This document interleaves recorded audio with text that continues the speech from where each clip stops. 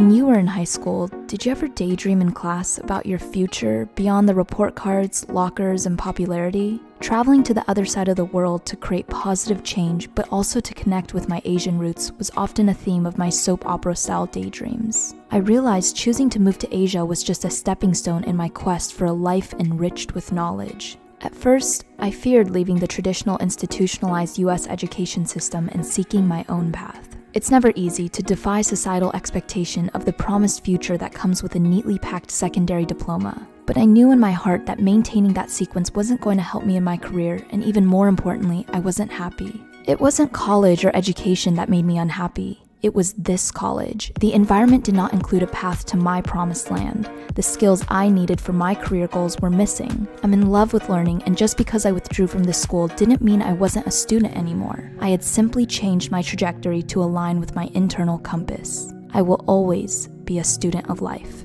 living and learning. But then came the debilitating comments from others. Aren't you afraid? Won't you be lonely? You don't even know anyone there. Truth is, I wasn't afraid. I felt so trapped in my current situation that all I could feel was pure excitement, dying to break free of the cage. Something deep in your core pushes you to leave the comfort of the nest, to begin your own life and find your own sovereignty. So there I was, 18 years old, at the airport, catching a flight to a foreign country where I knew no one, had very little understanding of the language, yet so much freedom, so many different choices. I ventured forward with an excited sense of childlike wonder echoing my hopes and dreams. Nothing teaches life lessons more than exploring the world and accumulating experiences.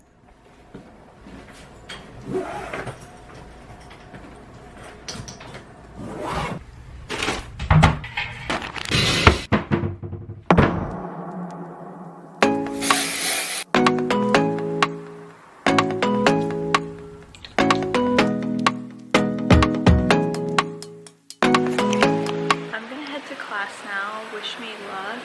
I feel kind of nervous.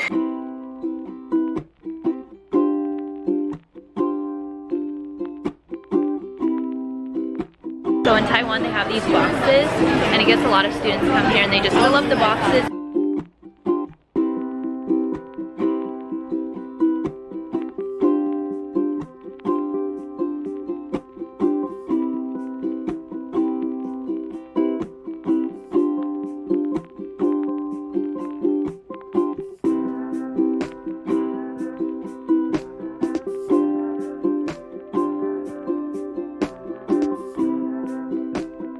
It was so funny. I didn't tell my roommate that I had a YouTube channel, but she noticed I kept recording everything. She's like, you must really love to take pictures. And I was like, yes. Because she's like, you just take pictures of everything. And I was like, yep.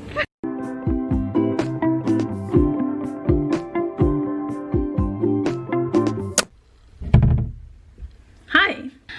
You know what I love about living in the city? It's always been the same dream for me, living in the heart of an energetic city. I used to live in the quiet suburbs, and even my previous college was in a rather dead area. So I'm living on the 18th floor with 2 other housemates. Here is the bathroom, a kitchen area, and when I enrolled during the spring quarter, so I was kind of like the new kid. Everyone was already settled in, had friends. That's also why this apartment looks so settled in, but I definitely adjusted, and I'll show you guys how I did that. Here's the front doorway, the living room, and one of my housemates' rooms. It's a Tuesday, and now that I know what like my first day of classes were like, which honestly I think I psyched myself out a little bit. I mean, obviously the first day is usually easier, but now I know that like I can handle the workload and everything, so I know I actually have time to go do stuff. And right now I'm gonna go shopping on a Tuesday. And why I love living in the city, I literally just walk like 5 minutes, so I'm going to go shopping on a school day. This trip marked a coming of age milestone for me. It was really the beginning of many firsts.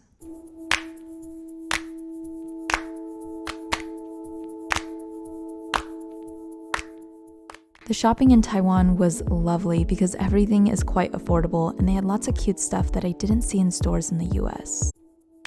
Truth is, I was also shopping because I didn't feel good in my clothes. I wanted to get baggier pants that would appear more flattering on me because I had gained more weight right before I got to Taiwan. I was desperate to lose weight, yet I was struggling with my relationship with food. I remember walking through the city, looking at the different people's faces. Everyone looked fine. I remember scrolling on Instagram. Everyone looked more than fine on my feed. But this shopping experience internalized my understanding that just because people look fine doesn't always mean they are fine. While my life on the surface seemed really great, I was struggling on the inside. Later on in this chapter, some friends I eventually make were having a late-night conversation, and we were going around voicing our impressions of each other. And when they got to me, they said, "Oh, Olivia, you have it all together. You just have so much self-control. I always see you eating healthy, working out, and you're so organized with your time and routines." And it's funny because it became harder and harder to exert this self-control as the days passed by. I felt like a ticking time bomb waiting to self-destruct. Yes, I exerted self-control right when I got to Taiwan, but it was coming from a place of insecurity. I wasn't doing it because I loved myself. I was getting tired. I hated what I was doing. I wanted to stop, and all I wanted to do was binge. The two most insecure times in my life. The first would be my time in Taiwan. The second will be revealed in Season 2, Episode 1 of The Globe Diaries.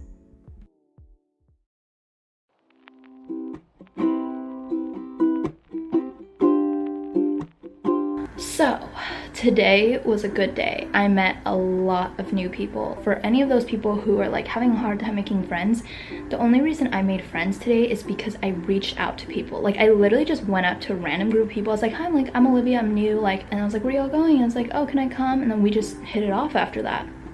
Like, I see people in the streets and like I go up to people. So I realized, like, if you don't go after what you want, you'll never get it. The magic happens when you step outside of your comfort zone. If I had just stayed in my comfort zone and I didn't go up to people and stuff, I wouldn't have made any new friends. I'm like dying. I'm gonna do a yoga routine and then I'm gonna study. Kind of calm down for a bit, get my mind and my body aligned in one, and be at peace when I get started with my work.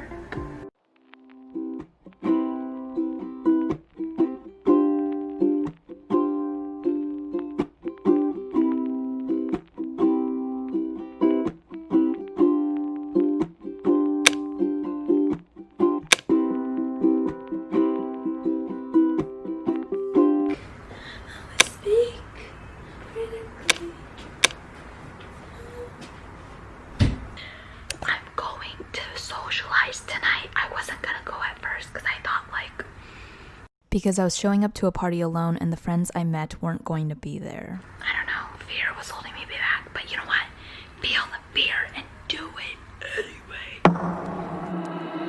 You and I till the end, don't need to pretend again and again. We'll stick together. Everything is alright with you by my. Okay guys, I'm literally living the city life currently. I just got my hair done. I walked out and I was like, "Taxi" in Chinese, and then a taxi came. I went to the dinner and ended up making a lot of friends by once again introducing myself. Around midnight, everyone was like, "Let's go hit up a few nightclubs," and I remember feeling kind of nervous. I mean, I hadn't even kissed a boy before this, and here I was about to get lost in this dark environment with loud music, strobe lights, cold drinks, and dancing with some pretty cute European boys.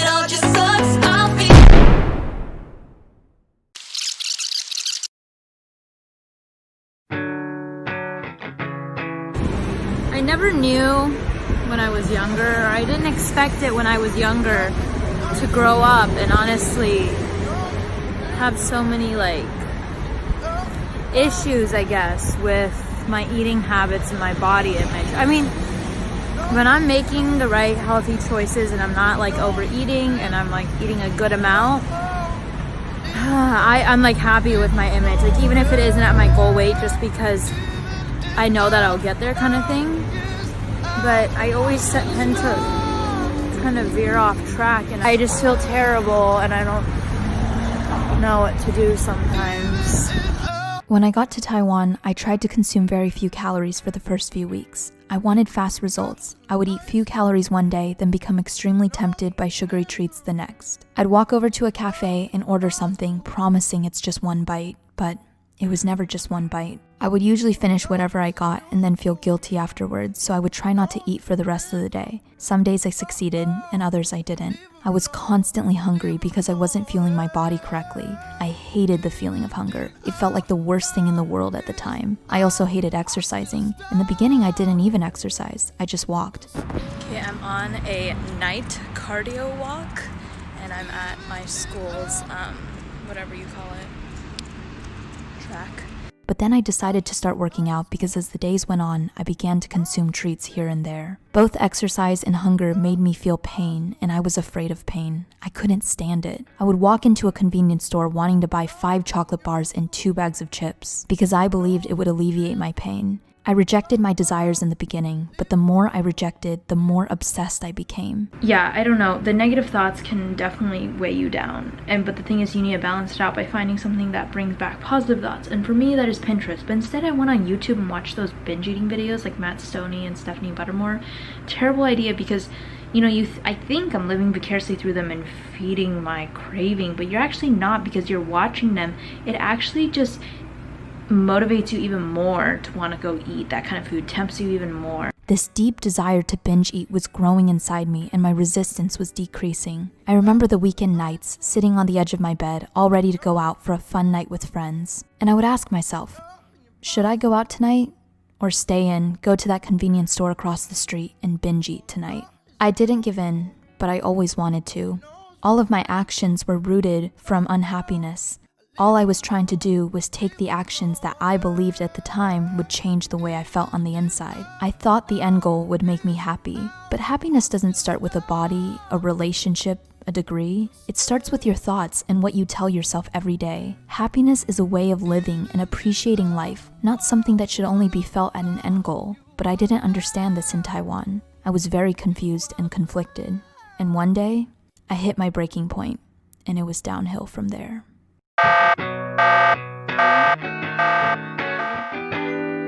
Pretty girls from the night school, who knows what you've been through, sinking low in your bar stool.